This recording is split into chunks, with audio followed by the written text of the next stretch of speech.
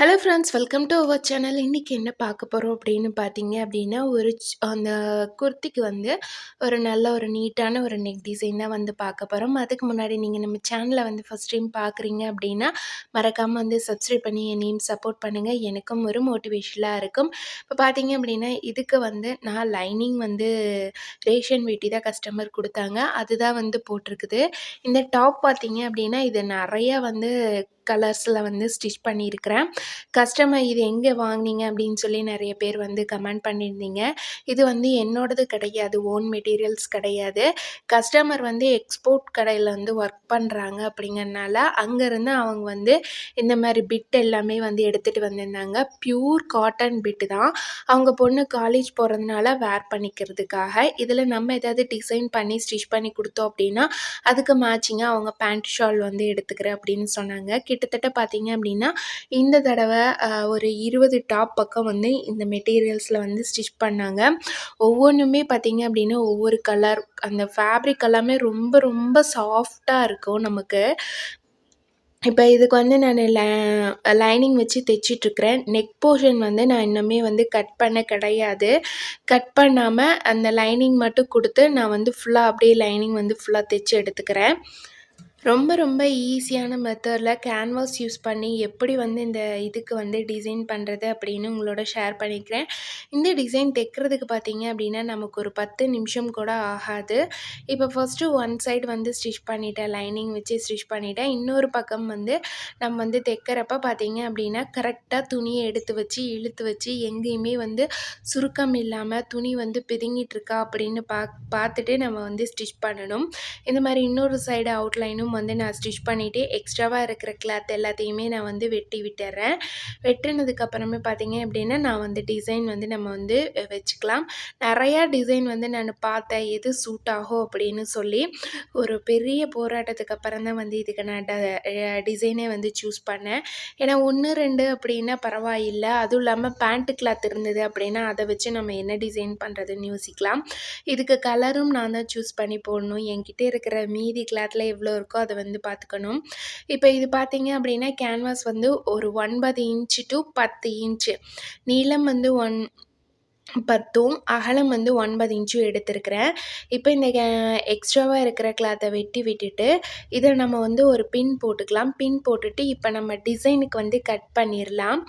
ஏன்னா இது வந்து நான் கொஞ்சம் ஆடாமல் இருக்கட்டும் அப்படிங்கிறதுக்காக நான் வந்து போட்டிருக்கிறேன்.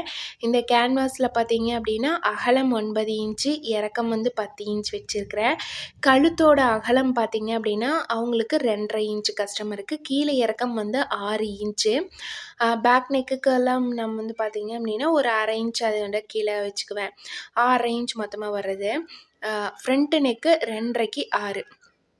இப்போ இதில் வந்து நான் ரவுண்ட் நெக் வந்து வெட்டிட்டேன். அடுத்தது கீழே பார்த்தீங்க அப்படின்னா அந்த 4 இன்ச் கேப்பும் வந்து நான் வச்சுக்கிட்டேன். இப்போ இதில் வந்து நம்ம டிசைனுக்கு வந்து வரைஞ்சிடலாம். டிசைனுக்கு பார்த்தீங்க அப்படின்னா இந்த மாதிரி தான் வந்து நான் ஒரு நெக் டிசைன் வந்து வரைகிறேன். கீழே வந்து கொஞ்சம் அகலமாகவும் வர மாதிரியும், மேலே போக போக அது வந்து குறுகிட்டு போகிற மாதிரியும் இந்த மாதிரி டிசைன் தான் வந்து வரைஞ்சிருக்கிறேன். இதில் வந்து நம்ம இப்போ கட் பண்ணி எடுத்துடலாம். இது எல்லாமே பார்த்தீங்க அப்படின்னா டிசைன்ஸ் எல்லாமே நான் ஒரு அப்ராச்மெண்ட்டாக வரைகிறது தான். அதுக்காக எந்த மெஷர்மெண்ட்ஸுமே வந்து எடுக்கிறது கிடையாது. இப்போ இதில் வந்து நம்ம நெக்குக்கு கழுத்துக்கிட்ட மட்டும் இந்த மாதிரி கொஞ்சோண்டு இது கேன்வாஸ் விட்டுட்டு அதுக்கப்புறமே நான் வந்து ரவுண்ட் நெக்காக அப்படியே கட் பண்ணிக்கிறேன். இப்போ கட் பண்ணினது போக இப்போ நம்ம இதை ஓப்பன் பண்ணி பார்த்தோம் அப்படின்னா நமக்கு இந்த ஷேப்பில் தான் நம்ம வந்து நெக் வச்சு ஸ்டிச் பண்ணினதுக்கப்புறமே வரும். இது வந்து எப்படி இருக்குமோ அப்படின்னு நினச்சேன். ஆனால் வந்து ஸ்டிச் பண்ணும்போது நல்லா ஒரு அட்ராக்டிவாக இருந்தது இந்த டிசைன் பார்க்குறக்கே. இந்த ஒயிட்டில் வந்து பார்த்திங்க அப்படின்னா ஒரு க்ரீன் எல்லோ அது 2மே போட்ட மாதிரி ஒரு சின்னதாக ஒரு புட்டாவாக போட்ட மாதிரி இருக்குது. நான் இந்த கலர் பார்த்தீங்கன்னா கொஞ்சம் என்கிட்ட வேஸ்ட் கிளாத் தான் நிறையா மீதியானது இருந்தது. அதில் வந்து பார்த்திங்க அப்படின்னா இது ஒரு மல்டி கலர் நம்ம வந்து இதுக்கு வந்து வச்சோம் அப்படின்னா அவங்க வந்து இதில் என்ன எது வேணாலும் அதுக்கு மேட்சாக அந்த ஒயிட் டாப்க்கு மேட்சாக போட்டுக்குவாங்க அப்படிங்கிறதுக்காக இதுலேயும் பார்த்திங்க அப்படின்னா அந்த க்ரீனு எல்லோ எல்லாமே கலந்து தான் வருது. எக்ஸ்ட்ரா ப்ளூ ரெட் இந்த மாதிரியெல்லாம் கலந்து வருது. சரி இது மாதிரி வச்சிடலாம், அவங்க வந்து வேறு ஏதாவது கூட மேட்ச் பண்ணி போட்டுக்குவாங்க அப்படின்ட்டு நான் இந்த டிசைன் வந்து கொடுத்துருந்தேன். இந்த டிசைன் நீங்கள் எந்த கிளாத்துக்கு கொடுத்தாலுமே சரி, ரொம்ப ரொம்ப சூப்பராக இருக்கும் இந்த நெக் பேட்டர்னு. இப்போ நம்ம இதில் ஃபுல்லாக வந்து தையல் போட்டு எடுத்துக்கலாம். போட்டு எடுத்துட்டு அவுட்லைன் ஃபஸ்ட்டு தையல் போட்டு, அடுத்தது கழுத்து பகுதியும் வந்து ஃபுல்லாக தையல் போட்டுக்கலாம். இந்த மேலே ஏன் தெரியுமா கேன்வாஸில் வந்து நம்ம கழுத்து வந்து வெட்டாமல் விடுறோம். ஏன்னா அதையும் நம்ம வெட்டிட்டோம் அப்படின்னா நமக்கு அந்த ஷேப் வந்து நம்ம வச்சு தைக்கிறப்ப கரெக்டாக வராது. ஒரு பக்கம் கொஞ்சம் ஹைட்டாவோ இல்லை கம்மியாவோ போயிட்டாலும் வந்து நமக்கு தான் வந்து இதாக இருக்கும். இப்போ அதுக்காக தான் வந்து அந்த மேலே இது வந்து நான் வெட்டுறது கிடையாது. இப்போ இது எல்லாமே வந்து தைச்சிட்டேன். இப்போ நம்ம இது கட் பண்ணி விட்டுறலாம். எக்ஸ்ட்ராவாக இருக்கிற கிளாத் எல்லாமே இந்த சைடில் கட் பண்ணும்போது மட்டும் ஒரு 1/4 இன்ச்சுக்கு நீங்கள் துணி விட்டுட்டு நான் வந்து கட் பண்ணுறேன். ஏன்னா அப்போ தான் நம்ம மடித்து தைக்கும்போது கரெக்டாக இருக்கும். எந்த டிசைனாக இருந்தாலும் நம்ம ஸ்டிச் பண்ணுறப்ப அதுலேருந்து கம்பல்சரி பிசிறு வரக்கூடாது அப்படிங்கிறத வந்து நம்ம வந்து பார்த்துட்டு தான் வந்து நம்ம ஸ்டிச் பண்ணணும். இப்போ இதை வந்து அப்படியே நான் சின்ன சின்னதாக அப்படியே மடித்து வச்சு ஒரு தையல் போட்டுக்கிறேன். பாருங்க இந்த மாதிரி வந்து நம்ம அதை மடித்தோம் அப்படின்னாவே வந்து நமக்கு அது கரெக்டாக வந்துடும். அதனால் வந்து கொஞ்சம் பொறுமையாக அந்த துணியை எடுத்து வச்சு இந்த மாதிரி மடித்து தையல் போட்டுக்கோங்க. இந்த கலருக்கும் அந்த டிசைனுக்கும் அந்த டாப்பில் வச்சு தைக்கும்போது ரொம்பவே அட்ராக்டிவாக இருந்தது. நான் வந்து இதோட மட்டும் முடிச்சிடலாம் அப்படின்னு தான் பார்த்தேன். ஆனால் எக்ஸ்ட்ராவாக வந்து இதில் கொஞ்சம் லேஸ் ஒர்க்குமே வந்து நான் பண்ணினேன். அது இன்னுமே வந்து ரொம்ப பார்க்குறக்கு ரொம்ப ரொம்ப அழகாக இருந்தது. இப்போ இது ஃபுல்லாக வந்து தையல் போட்டு எடுத்தாச்சு. இந்த சென்டரில் இருக்கிற கிளாத்தை நம்ம வந்து வெட்டி எடுத்துடலாம் நெக்கோட சைஸ்க்கு. நான் வந்து எக்ஸ்ட்ரா எந்த துணியுமே விடாமல் கேன்வாஸோட அகலத்துக்கு நான் இந்த மாதிரி வெட்டி எடுக்கிறேன். வெட்டி எடுத்துகிட்டு அதுக்கப்புறமே இதை வந்து நம்ம இப்போ லைனிங் மூட்டி வச்சுருக்குறோம் இல்லைங்களா டாப்பு, அந்த டாப்பில் வந்து பேக் சைடு திருப்பி வச்சிடலாம். பேக் சைடு திருப்பி வச்சுட்டு சென்டர் பாயிண்ட் வந்து பார்த்துக்கலாம். மேலே இருந்து கீழே வரையுமே வந்து சென்டர் பாயிண்ட் பார்த்துட்டு அதுக்கப்புறமேலே நம்ம ரெடி பண்ண டிசைனை அதோட சென்டர் பாயிண்ட்டையும் பார்த்துட்டு இந்த 2 சென்டரும் ஒன்றா இருக்கிற மாதிரி வச்சு ஸ்டிச் பண்ணிக்கலாம்.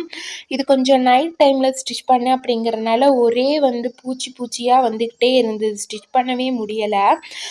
சரி இதை முடிச்சிட்டோம்னா காலையில் டெலிவரி கொடுத்துடலாம் அப்படிங்கிறதுக்காக தான் வந்து உட்காந்து தைச்சேன். இல்லைன்னா வந்து நான் ஸ்டிச் பண்ணியிருக்க மாட்டேன். இதை ஸ்டிச் பண்ணி முடிக்கும் போதே வந்து எனக்கு ஒரு 10 மணி ஆயிடுச்சு. நான் எடுத்ததே பார்த்தீங்க அப்படின்னா டின்னரெல்லாம் முடிச்சுட்டு 8 மணிக்கு மேலே தான் வந்து எடுத்தேன். அதுக்கப்புறமே டிசைன் வச்சு ஸ்டிச் பண்ணிவிட்டு இதை எடுத்து வைக்கும்போது ஒரு 10 மணி ஆயிடுச்சு. எனக்கு எப்பயுமே டாப் தைக்கிறதுக்கு பார்த்தீங்க அப்படின்னா ஒரு 1.5 மணி நேரத்துலேருந்து 2 மணி நேரம் பக்கம் ஆகிடும். இதுவே ஒரு செட்டு சுடிதார் அப்படின்னு பார்த்தா அந்த சுடிதாருக்கு மொத்தமாக வந்து எனக்கு 3 மணி நேரம் வந்து ஆகிடும் கட்டிங் அண்ட் ஸ்டிச்சிங்கோட. இப்போ நம்ம ரெடி பண்ணினதை அப்படியே திருப்பி விட்டுட்டு தையல் வந்து ஊசியோடவும் தையல் போட்டு எடுத்துக்கோங்க. அதே மாதிரி அவுட்லைனும் வந்து தைச்சிருங்க. அது நான் ஆல்ரெடி வந்து எடுத்தேன். ஆனால் வந்து அது கட் ஆகிடுச்சு. அதுக்கப்புறமேலு இதில் பார்த்தீங்க அப்படின்னா நான் இந்த மாதிரி லேஸ் வச்சு சில்வர் கலர் லேஸ் வச்சு ஸ்டிச் பண்ணிவிட்டு சென்டரில் பார்த்தீங்க அப்படின்னா 3 ஸ்டோன் பட்டன்ஸ் வச்சு ஸ்டிச் பண்ணியிருக்கேன். இந்த டிசைன் எப்படி இருக்குது அப்படின்னு மறக்காமல் கமெண்ட்டில் சொல்லுங்கள். நெக்ஸ்ட் வீடியோவில்